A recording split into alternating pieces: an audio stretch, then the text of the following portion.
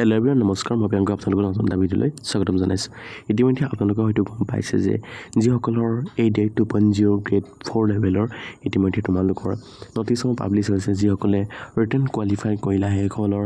ইতিমধ্যে notice publish হৈ গৈছে যিসকলৰ নেক্সট লেভেল আছে ভাইভা স্কিল টেষ্টৰ বাবে তোমালোকৰ মতা হ'ব গতিকে তোমালোকৰ ইতিমধ্যে নটিছ পাব্লিছ কৰিছে তোমালোকৰ কেতিয়া হ'ব কি কথা সবিশেষ এই ভিডিঅ'ৰ মাধ্যমে অৱগত কৰিম লগতে তোমালোকৰ কি ডকুমেণ্ট লগত লৈ যাব লাগিব আৰু তোমালোকৰ গ্ৰেড 3 অৰ্থাৎ ADAE 2.0 গ্ৰেড 3 তোমালোকৰ যি স্কিল টেষ্ট হ'বলৈ গৈ আছে তাৰ নটিছ ইতিমধ্যে পাব্লিছ কৰিছে সকলো বিতং তথ্য আজি এই ভিডিঅ'ৰ মাধ্যমে অৱগত কৰিম পোনপ্ৰথমে যদি আমি লক্ষ্য কৰোঁ paper 1 paper 2 paper 3 paper 4 paper 5 হৈছিল 5খন পেপাৰ হৈছিল যি আমাৰ আছিল গ্ৰেড 4 লেভেলৰ আছিল দুখন পেপাৰ গ্ৰেড 4 লেভেলৰ দুখন পেপাৰ আছিল আৰু গ্ৰেড 3 লেভেলৰ অৰ্থাৎ এইখন হৈছে গ্ৰেড 3rd গ্ৰেডৰ পেপাৰ আছিল কাৰণ ড্ৰাইভাৰটো 3rd গ্ৰেডতে পৰে তাৰপিছত SSLC-টো তোমালোকৰ আৰু গ্ৰেড 4ত পৰিছে লগতে তোমালোকৰ যি 8 ষ্টেণ্ডাৰ্ডৰ 8 লেভেলৰখিনি গ্ৰেড 4ত পৰিছে গতিকে তোমালোকক সবিশেষ ভিডিঅ'ৰ মাধ্যমে অৱগত কৰিছোঁ এতিয়া যদি আমি লক্ষ্য কৰোঁ টোটেল ভেকেঞ্চি আছিল কিমান আছিল টোটেল ভেকেঞ্চি আছিল 12,673টা আছিল আৰু গ্ৰেড 3 আছিল 7,650টা আৰু গ্ৰেড 4 আছিল 5,023টা ৰিক্ৰুইটমেণ্ট বোৰ্ডে পাতিছিল তোমালোকে নিশ্চয় লক্ষ্য কৰিছা ষ্টেট লেভেল ৰিক্ৰুইটমেণ্ট কমিশ্যনে পাতিছিল SLRC ফালৰ পৰা হৈছিল তাৰপৰা তোমালোকৰ প্ৰথমতে কি হৈছিলে ৰিটেন এক্সাম হ'ল তাৰপিছত তোমালোকৰ স্কিল টেষ্ট হ'ব ভাইভা টেষ্ট হ'ব আৰু তাৰপিছত তোমালোকৰ মেৰিট লিষ্ট মোৱা হ'ব এতিয়া যদি আমি লক্ষ্য কৰোঁ গ্ৰেড 4 লেভেলৰ আৰু গ্ৰেড 3 লেভেলৰ তোমালোকৰ ইতিমধ্যে আহি পৰিছে তোমালোকৰ কেতিয়া এডমিট কাৰ্ডসমূহ মুকলি কৰিব আমি যদি ইয়াত যদি লক্ষ্য কৰোঁ আমি যদি চাওঁ তোমালোকে যদি চোৱা গ্ৰেড 3 গ্ৰেড 4 লেভেলৰ কেতিয়া কি হ'ব আমি পোনপ্ৰথমে যদি আমি লক্ষ্য কৰোঁ গ্ৰেড 3 লেভেলৰ যিখিনি HS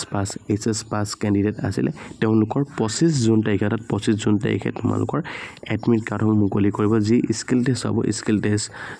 আৰু স্কিল টেষ্ট হয় মুকলি কৰিব আৰু গ্ৰেড 3 গ্ৰেজুৱেটখিনিও 25 জুন তাৰিখে মুকলি কৰিব অহা মাহৰ আৰু গ্ৰেড 3 যিখিনি ড্ৰাইভাৰ ক্ষেত্ৰতো 8 জুন তাৰিখে ড্ৰাইভাৰ ক্ষেত্ৰত 8 জুন তাৰিখে মুকলি কৰিব আৰু তোমালোকৰ যি ষ্টেন'গ্ৰাফাৰ আছিল তাৰ ডেট মুকলি কৰিব 8 জুন তাৰিখে এইটো এটা বেলেগ স্কিল হয় তাৰপিছত গ্ৰেড 4 কেণ্ডিডেটখিনিৰ কাৰণে নিশ্চয় তোমালোকৰ হয়তো অৱগত হৈছিলে যে 9 জুন তাৰিখে অহা মাহৰ 9 জুন তাৰিখে তোমালোকৰ এডমিট কাৰ্ডসমূহ মুকলি কৰিব আমি যদি ইয়াত লক্ষ্য কৰোঁ তোমালোকৰ যিবিলাক এডমিট কাৰ্ডৰ কথা ক'লোঁ আৰু এতিয়া আমি যদি লক্ষ্য কৰোঁ তোমালোকৰ আছাম ডাইৰেক্ট ৰিক্ৰুইটমেণ্টৰ তোমালোকৰ যিবিলাক স্কিল টেষ্ট হ'ব অৰ্থাৎ নেক্সট তোমালোকৰ যি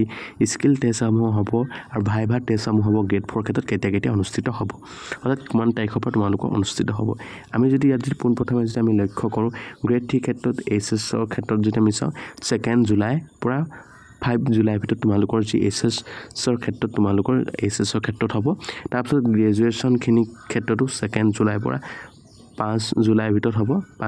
হ'ব কোনোবা এটা ডেটত তোমালোকৰ মতে মাতিব তাৰপিছত যিখিনি ড্ৰাইভাৰ আছে ড্ৰাইভাৰ ক্ষেত্ৰত তোমালোকৰ ড্ৰাইভাৰ থকা কেণ্ডিডেটখিনি মাতিব তোমালোকৰ 15 জুনৰ পৰা 28 জুনৰ ভিতৰত কাৰণ ড্ৰাইভিং স্কিল টেষ্ট দিব লাগিব ড্ৰাইভ কৰিব লাগিব গতিকে তোমালোকৰ ডেটটো অলপ 15 তাৰিখৰ পৰা 28 তাৰিখৰ ভিতৰত জুনৰ ভিতৰত দিছে মানে তোমালোক কোনোবা এদিন মতে মাতিব এডমিট কাৰ্ডটো ডাউনলোড কৰিলে নিশ্চয় তোমালোকে অৱগত হ'বা তাৰপৰা যিখিনি ষ্টেন'গ্ৰাফাৰ আছিল ষ্টেন'গ্ৰাফাৰখিনি হ'ব ষ্টেন'গ্ৰাফাৰখিনি কেতিয়া হ'ব 17 জুনৰ পৰা 20 জুনৰ ভিতৰত তোমালোকৰ হ'ব আৰু যিখিনি গ্ৰেড 4 কেণ্ডিডেট আছে 8 ষ্টেণ্ডাৰ্ড আৰু 10 ষ্টেণ্ডাৰ্ড এইখিনি হ'ব তোমালোকৰ 17 তাৰিখৰ পৰা তোমালোক এতিয়ালৈকে হয় অনৱাৰ্ড ডে আছে মানে 17 তাৰিখৰ পৰা তোমালোকৰ ষ্টাৰ্ট হ'ব কেইদিন হয় নিশ্চয় তোমালোকে হয়তো গম পাবা মুঠতে 17 তাৰিখৰ পৰা তোমালোকৰ যি গ্ৰেড 4 কেণ্ডিডেট আছে এইখিনি তোমালোকৰ ভাইভা স্কিল টেষ্টসমূহ হ'ব আৰু তোমালোকেতো গম পালে 9 তাৰিখটো কথা আৰু যিখিনি ডকুমেণ্ট অৰ্থাৎ তোমালোকৰ কি ডকুমেণ্ট লগত লৈ যাব লাগিব এই ডকুমেণ্টখিনিৰ বিষয়ে তোমালোকক সবিশেষ এই ভিডিঅ'ৰ মাধ্যমে অৱগত কৰিছোঁ শেষলৈকে তোমালোকৰ যি এডমিট কাৰ্ড যেতিয়া তোমালোকে ইণ্টাৰভিউ দিবলৈ যাবা এটা এডমিট কাৰ্ড মুকলি কৰিব সেই এডমিট কাৰ্ডটো নিশ্চয় তোমালোকৰ ডেটকেইটা কৈ গ'লোঁ প্ৰথম তোমালোকে এডমিট কাৰ্ডটো লগত লৈ যাব লাগিব তাৰপিছত এমপ্লয়মেণ্ট এক্সচেঞ্জ কাৰ্ড যিটো তোমালোকে অনলাইন কৰোঁতে তোমালোকে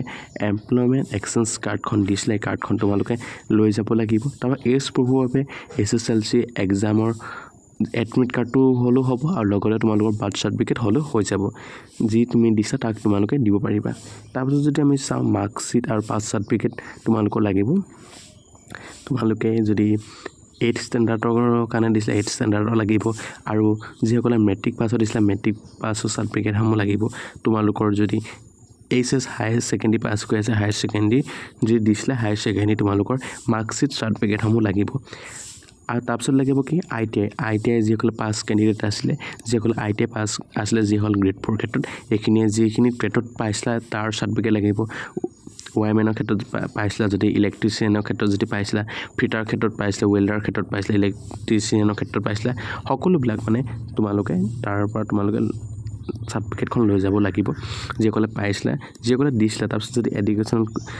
কোৱালিফিকেশ্যন তোমালোকৰ যি দিছিলা বা কম্পিউটাৰ ডিপ্ল'মা আদি যিকোনো ধৰণৰ কিবা যদি দিছিলা নিশ্চয় তোমালোকৰ ইয়াৰ লগত লৈ যাব লাগিব তাৰপৰা এটা কথা কৈছে কি তোমালোকে যিসকলে কেটেগৰী অৰ্থাৎ তোমালোকে OBCত পৰা নাই MOBCত পৰা নাই SCত পৰা নাই SCত পৰা তোমালোকৰ যি কাষ্ট চাৰ্টিফিকেটখন তোমালোকে লৈ যাব লাগিব অৰ্থাৎ যিসকলৰ কাষ্ট চাৰ্টিফিকেট আছে তেওঁলোকে লৈ যাব লাগিব তাৰপিছত এক্স সাৰ্ভিসমেন সাৰ্টিফিকেট যিসকল কিছুমানেতো এক্স সাৰ্ভিসমেন হৈ পোৱা আহিছিলে ন এক্স সাৰ্ভিসমেনৰ তোমালোকে কাগজখন লৈ যাব লাগিব মানে যিসকলৰ যিটো কেটেগৰীত আছে এইটো লৈ যাব লাগিব তাৰপিছত ফটো আইডেন্টিফাই প্ৰুফৰ কাৰণে পান কাৰ্ড লৈ যাব পৰা বা voter ID card driving licence Aadhaar card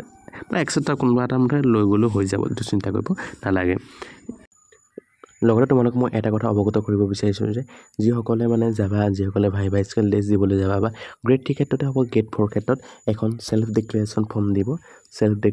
form দিব আৰু লগতে আন্ডাৰটেকিং ফৰ্ম এখন দিব এইখন তোমালোকে পুৱাই লৈ যাব লাগিব আৰু তোমালোকৰ মানে সেলফ এটেচ কৰি লৈ যাব লাগিব প্ৰত্যেকখন ডকুমেন্ট সেলফ এটেচ কৰি লৈ যাব লাগিব প্ৰত্যেকটো ডকুমেন্ট সেলফ এটেচ কৰি লৈ যাব লাগিব আৰু তোমালোকৰ মানে অৰিজিনেল ডকুমেন্ট গোটেইবিলাক লৈ যাব লাগিব আৰু সেলফ এটেচ কৰি ডকুমেন্ট বিলাক লৈ যাব লাগিব ভাবিলো তোমালোকক মই এই কথাটো অৱগত কৰি দিওঁ ইয়াত মানে লিখিবলৈ পাহৰিলো আৰু